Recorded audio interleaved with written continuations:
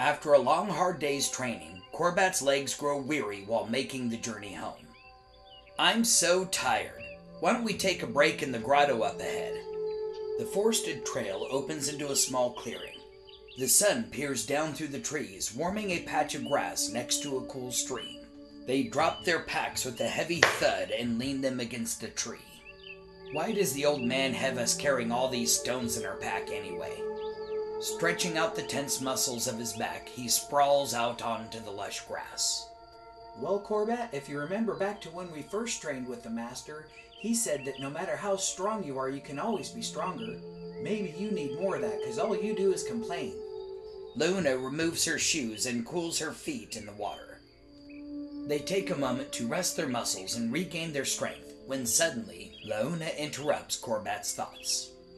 Hey Corbat, that sweeping technique you asked the Master about. I recognize it. Where have I seen it before? I don't know, I saw somebody use it in town a while ago.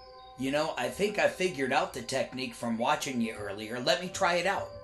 I don't think we should do that without the Master here. Come on. I'll take it easy on you.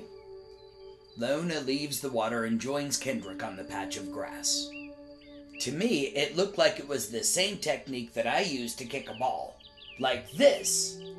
Corbat steps forward with one foot to close the distance. He then swings his other foot around, kicking Luna square in the calf with the blade of his shin. Luna drops to one knee and then rolls on her back, hugging her injured limb to her chest. Ow, Corbat, that hurt. I think you gave me a Charlie horse. Obviously, you weren't paying attention. You're supposed to sweep the bottom of the foot, not kick me in the leg.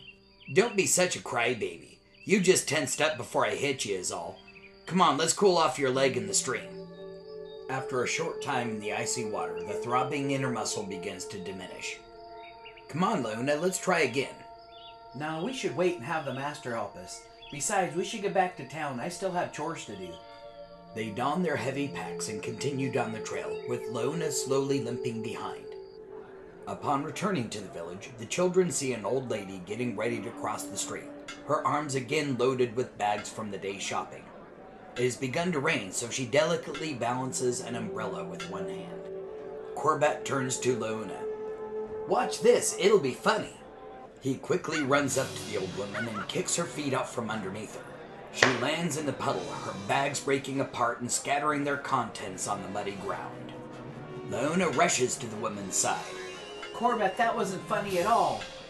As Luna helps the old woman to her feet, Corbat sees the mud stain to the backside of her dress and starts laughing. Ha ha ha ha! It looks like she pooped herself! Stop laughing. You should treat others how you want to be treated. The woman praises Luna as she helps her gather the belongings. You're such a sweet young lady. Please, take this apple for your trouble. It's my honor to help you. Never mind Corbat. He can only win fights against people that are weaker than him. The expression on Corbat's face grows darker than the shadow of hair on his top lip. Enraged, he charges forward and kicks Luna's foot. Remembering the elusive leaves she had swept earlier, Luna lets her foot float upward, landing behind his foot. With a quick spin, her other foot kicks the pebbles from beneath Corbat's feet, bringing him down with a hard thump on his backside. Ugh. You think you've learned the technique, but you didn't persevere through the training to truly understand it. Here, take this apple. I'm sorry for teasing you earlier. I hope we can still be friends. Luna extends her hand to him, but he slaps it away. I don't need your help. Leave me alone. Luna turns her back so that he cannot see the tears forming in her eyes. She walks back over to the groceries and scoops up a bag in each arm.